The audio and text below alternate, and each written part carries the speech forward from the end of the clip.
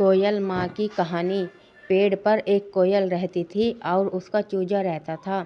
जिस घोंसले में कोयल और चूजा रहते थे, उस घोंसले को कोयल ने चूजे के आने से पहले बनाया था, इसलिए वह घोंसला छोटा पड़ रहा था।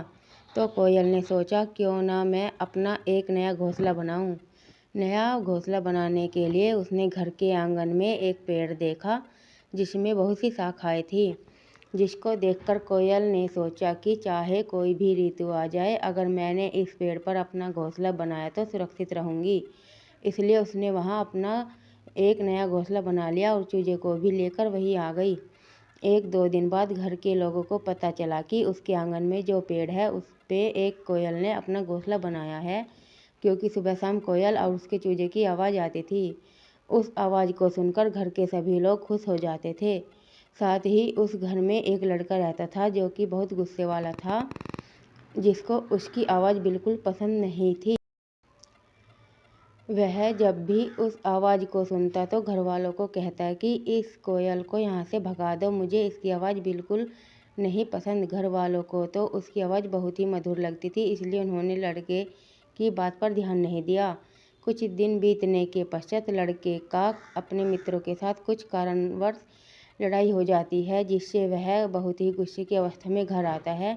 उसी वक्त कोयल भी अपने चूजे के लिए दाना लाने घोंसले से बाहर गई होती है। चूजा भूख के कारण आवाज़ करते रहता है, जिसको सुनकर वह लड़का और भी क्रोधित होता है और उस चूजे को एक पत्थर से मारने लगता है। फिर कुछ समय पश्चात घर के लोग बाहर आ जाते हैं और देखते हैं कि लड़का पत्थर से चूजे को मार रहा है। लड़का चूजे को क्यों मार रहा है, यही सोचते हैं और उसे रोकते नहीं। पहले प्रयास और दूसरे प्रयास में पत्थर चूजे को नहीं लगती।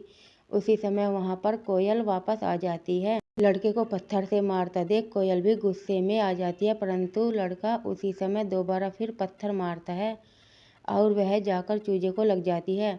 चूजा छोटा था, इसलिए उसकी उसी समय मृत्यु हो जाती है।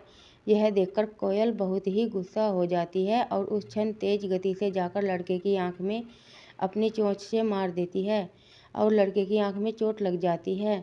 लड़के के घर वाले यह देखकर बहुत ही क्रोधित होकर कोयल के लिए भला बुरा सोचने लग जाते हैं और बोलते भी है, और कोयल अपने मर चूजे को लेकर वहां से चली जाती है। यह कहानी यहीं पर समाप्त होती है।